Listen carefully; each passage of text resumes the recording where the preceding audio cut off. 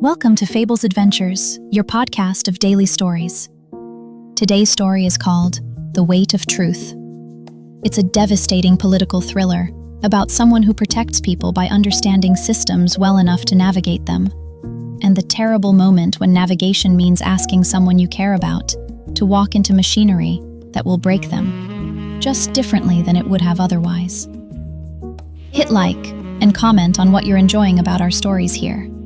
And the most important thing that you can do to help us out is to subscribe to our channel today. It really does make a difference. For now, enjoy The Weight of Truth. The weight of truth. You stand in the Hall of Echoes at 3 a.m, and the marble beneath your feet is singing. It's a low hum, barely perceptible, like the frequency of your own blood remembering how to move through veins. The accord does this when no one is listening, when the architecture believes it's alone. It breathes. You've learned to hear it over the months of negotiations, the way other people learn the particular creak of their own apartment settling. It's almost comforting, this hum. Almost. Thalos the Grey finds you before you find the words to explain why you're here. "You shouldn't be walking alone," he says, his voice a low rasp that the marble swallows whole. Your companion is old in ways that don't show in his face, old in the way his footsteps barely disturb the silence, old in the way his gray eyes have learned to see things in darkness that shouldn't exist. The corridors have teeth at this hour. You don't turn to face him. Your hand is pressed against one of the luminous columns, and you can feel the pulse of the building through your palm. It's anxious tonight. The accord always knows before you do. "Kess came to me," you say quietly. 3 hours ago. She was trembling so badly she couldn't hold a glass of water. Thalos moves beside you, not close enough to touch, but close enough that you feel the shift in air pressure. He's learned not to invade the spaces where you're thinking. The Meridian delegate. Yes. Kess Aldrin is 26 years old, which makes her young even by the standards of the Accord's diplomatic corps. She's from the borderlands of Meridia, a faction caught between 3 warring powers, desperate enough to send their most sympathetic voice to negotiate. Desperate enough to send a girl with kind eyes and a tendency to listen more than she speaks. You'd bonded with her immediately, the way you bond with everyone, like your chest contains a homing signal that finds the lonely and the frightened. The way that always, always ends badly. They have her sister, you continue, and the marble groans slightly under the weight of that confession. Even the building knows what this means. Hostage in the lower territories. They told Kess she'll testify tomorrow morning that the Meridian faction has been stockpiling weapons in violation of the accord, that she'll stand in the Hall of Truth and speak it into the resonance, and the harmonic will verify every word. But she hasn't, Thalos says. It's not a question. But she hasn't, because it's a fabrication, because they're trying to destabilize her entire faction by poisoning her credibility, and because you finally turn to look at him, and you can see the moment he understands what you're about to say. Because when she stands in that hall and speaks a lie while the coercion is still binding her, the resonance will expose both. It will crack her open in front of the assembly. It will destroy her. It will destroy Meridia. The hum of the marble rises slightly, like a held breath. "Who?" Thalos asks, though you both know he's asking which of the 3 warring powers had the audacity, the resources, the cruelty. "That's what I need to find out." You've always been good at finding things. It's the same skill that lets you read the minute shifts in a delegate's jaw before they break, the same intuition that tells you which faction representatives are performing and which are genuinely fractured. You move through the Accord's corridors like you're reading a language written in architecture, each passageway a sentence, each alcove a whispered confession. Thalos follows. He always does. The administrative wing is locked, but locks are a courtesy in places like this.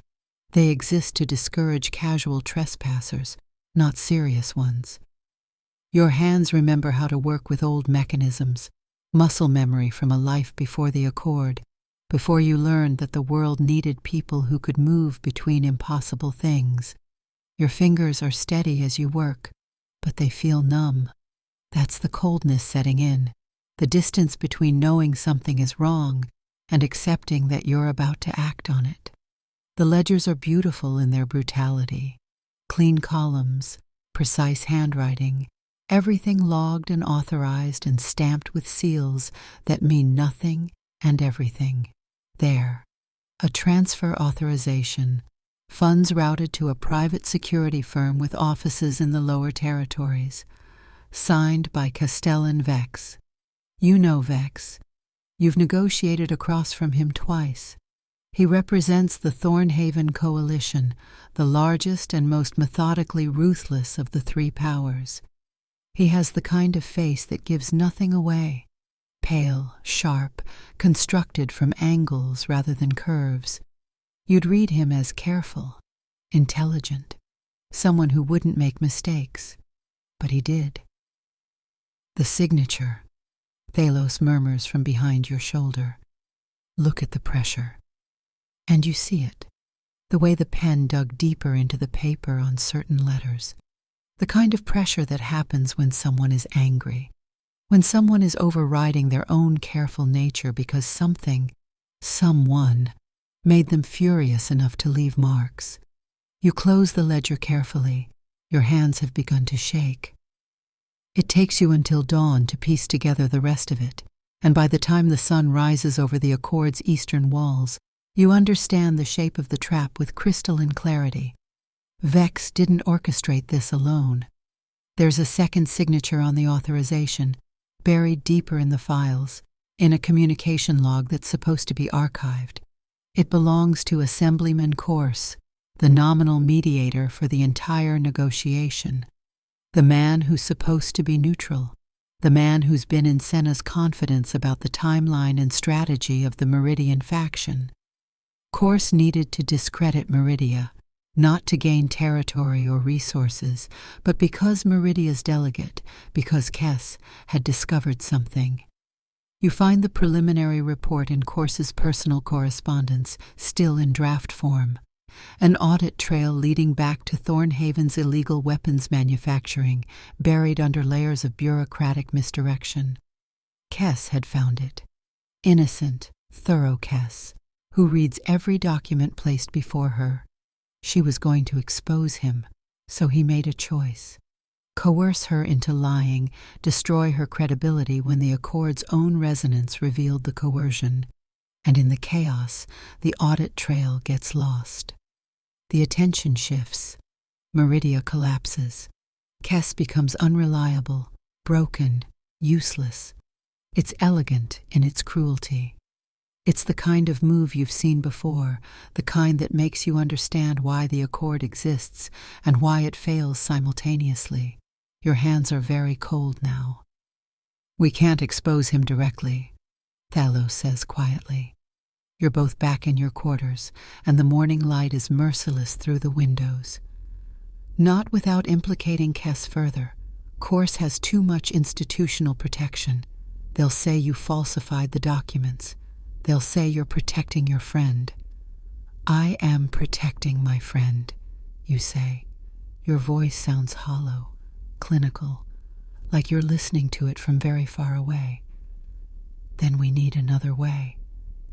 You look at your companion, really look at him, at the lines around his eyes that speak of 1,000 small betrayals, at the scars on his hands that match the scars on yours, at the way he stayed beside you through negotiations that should have broken you both, through impossible situations that required impossible choices. There is another way, you say slowly. But it requires her to walk into the Hall of Truth knowing exactly what will happen. It requires her to stand there and speak the coercion aloud, let the resonance expose it, and then, in that moment of exposure, Speak the truth about what she discovered, about the weapons, about course. It will destroy her anyway, Thalos says quietly, just differently. Yes, and you're going to ask her to do it. Yes.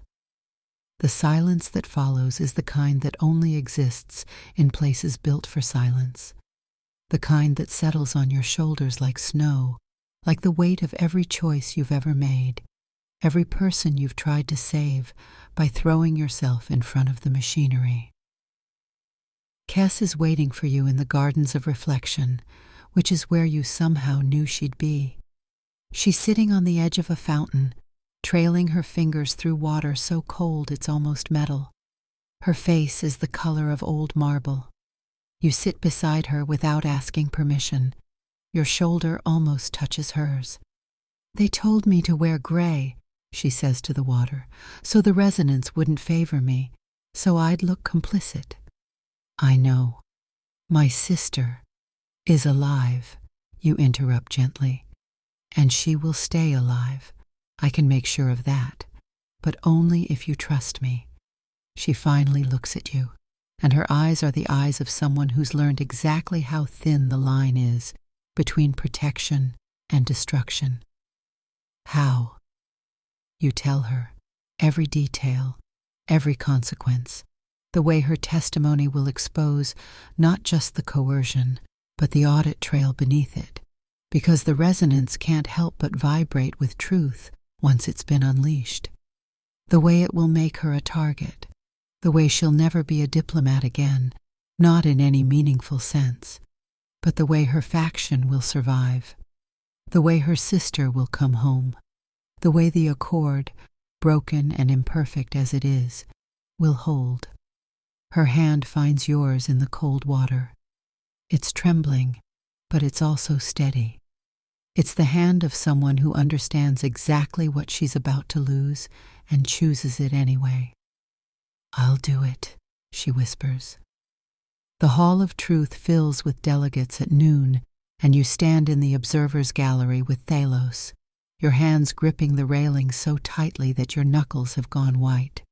Kess walks to the center of the luminous floor, and the marble begins to hum, not the comfortable midnight frequency, but something sharper, something hungry.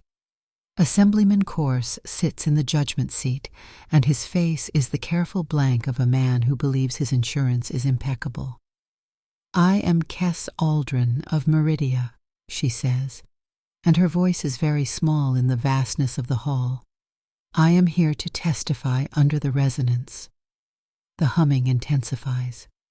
I was coerced, she continues, and you can hear the way the truth costs her. My sister was taken. I was told to speak false words about weapons that don't exist. I was told to destroy my faction. The resonance screams.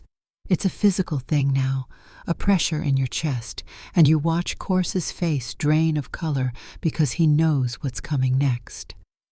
But the man who orchestrated this, Kess says, and her voice grows stronger, is the same man who has been smuggling weapons through the lower territories under accord authorization. Assemblyman Course. I have documentation. I have proof. I have... The resonance cuts her off, not because she's lying, but because she's speaking something so true that the marble itself convulses with it.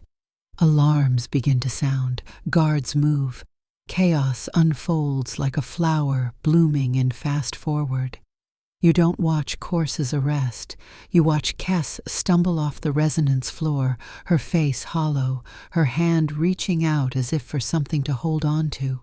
Your feet move before your mind catches up, and then you're there, your arms around her shoulders, feeling her shake like she's made of paper. It's done, you whisper into her hair. You did it. It's done. I'm finished, she says back. And the way she says it, like a fact, like a door closing forever, breaks something in your chest that you didn't know was still intact. Thalos appears beside you with a blanket, and together you guide her away from the hall, away from the witnesses and the cameras and the historical weight of what she's just accomplished and destroyed. 3 weeks later, you find her in the Eastern Gardens again, and she's stronger now, or at least the trembling has stopped. Her sister is safe. Meridia's faction has stabilized. The weapons cache has been seized. Course is awaiting trial. All the right things have happened. I wanted to say goodbye, Kess tells you, and her eyes are clear now, just sad. I'm leaving the Accord. I'm going home to help rebuild. I don't think I can do this anymore. The negotiating, the politics, I'm not built for it. You want to tell her that she is, that she's stronger than she knows, that the world needs people like her. But you don't, because you understand now that sometimes protection means letting people walk away from the things that break them. Sometimes it means accepting that you can't save everyone, not even the ones you love. Your hand reaches out and takes hers, and for a moment you're both still. You can feel her pulse under your thumb, the small tremor that says she's terrified and brave and heartbroken. Come back, you say quietly, if you ever want to. I might, she says, but not for a long time. When she leaves, Thalos finds you in the gardens as the sun is setting, and he doesn't say anything, just sits beside you in the fading light. Your hands are cold again, that familiar numbness settling into your bones. But there's something else too, something tender and terrible.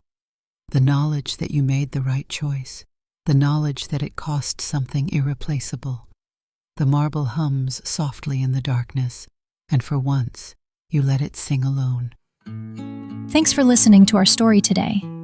Our stories at Fables Adventures are created using the Fables Adventures app for iOS, available for both the iPhone and the iPad. And if you have enjoyed the story that you have just heard and want to create stories like this of your own, head over to the Apple App Store and download the app for yourself.